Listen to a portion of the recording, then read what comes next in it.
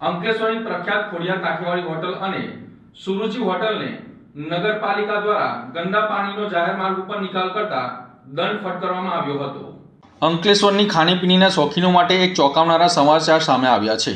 જે હોટલોના સ્વાદ પર તમે ભરોસો મૂકો છો તે જ હોટલો શહેરની સ્વચ્છતાના લીરે લીરા ઉડાવી રહી છે। શહેરની પ્રખ્યાત ખોડિયાર કાઠિયાવાડી અને સુરુચિ હોટલ પર નગરપાલિકાએ લાલ આંખ કરી છે। અંકલેશ્વર નગરપાલિકા દ્વારા સ્વચ્છતા અભિયાન અંતર્ગત હાથ ધરવામાં આવેલી આ તપાસમાં બંને હોટલોને બેદરકારી ખુલ્લી પડી હતી। ખોડિયાર કાઠિયાવાડી હોટલના સંચાલકો રાત્રિના અંધકારનો ફાયદો ઉઠાવી હોટલની સાફ સફાઈનું ગંદુ પાણી સીધું જ જાહેર માર્ગ ઉપર વહેવડાવ્યું હતું। જે રસ્તા પરથી સેંકડો લોકો પસાર થાય છે તેને આ હોટલે ગંદકીનું કેન્દ્ર બનાવી દીધું હતું। નગરપાલિકાએ આ મામલે કડક વલણ અપનાવી 3000 રૂપિયાનો દંડ ફટકાર્યો હતો। સુરુચિ હોટલ જે સ્ટેશન રોડ જેવી ધમધમતી જગ્યા પર આવેલી છે, આ હોટલની સ્થિતિ તો વધુ ગંભીર જોવા મળી હતી। સુરુચિ હોટલ દ્વારા હોટલનો એઠવાડો અને ગંદુ પાણી શહેરના મુખ્ય માર્ગ પર છોડવામાં આવ્યું હતું। આરોગ્ય સાથે ચેડા કરતા આ ગંભીર બેદરકારી બદલ નગરપાલિકાએ સ્થળ પર જ 2000 રૂપિયાનો દંડ વસૂલ કર્યો હતો। સવાલ અહીંયા એ થાય છે કે ગ્રાહકો પાસેથી તગડી રકમ વસૂલતી આ હોટલો શું ગંદા પાણીના નિકાલ માટે યોગ્ય વ્યવસ્થા પણ નથી કરી શકતી કે શું માત્ર નફો કમાવો એ જ હોટલના માલિકોનું લક્ષ્ય છે? જાહેર માર્ગો પર એઠવાડ અને ગંદકી ફેલાવીને તેઓ નાગરિકોના સ્વાસ્થ્ય સાથે રમત રમી રહ્યા છે।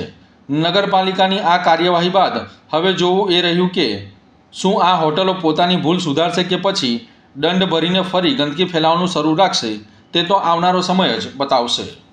આજે અંકલેશ્વર નગરપાલિકાની સેનિટેશન ટીમ દ્વારા ખોડિયાર કાઠિયાવાડી ધાબા જેમણે સાફ સફાઈ કરી અને એનું પાણી બહાર કાઢેલ એ બાબતે ગંદકી કરતા આ સેનિટેશન ટીમ દ્વારા આજે ચેકિંગ કરી અને ખોડિયાર કાઠિયાવાડી ધાબા હોટલને નગરપાલિકા દ્વારા 3000નો દંડ આપવામાં આવેલો છે। તેમજ 2 દિવસ પહેલાં એક સુરુચિ હોટલ છે તેમને પણ ગંદકી બાબતે 2000 રૂપિયાનો દંડ કરવામાં આવેલો હતો।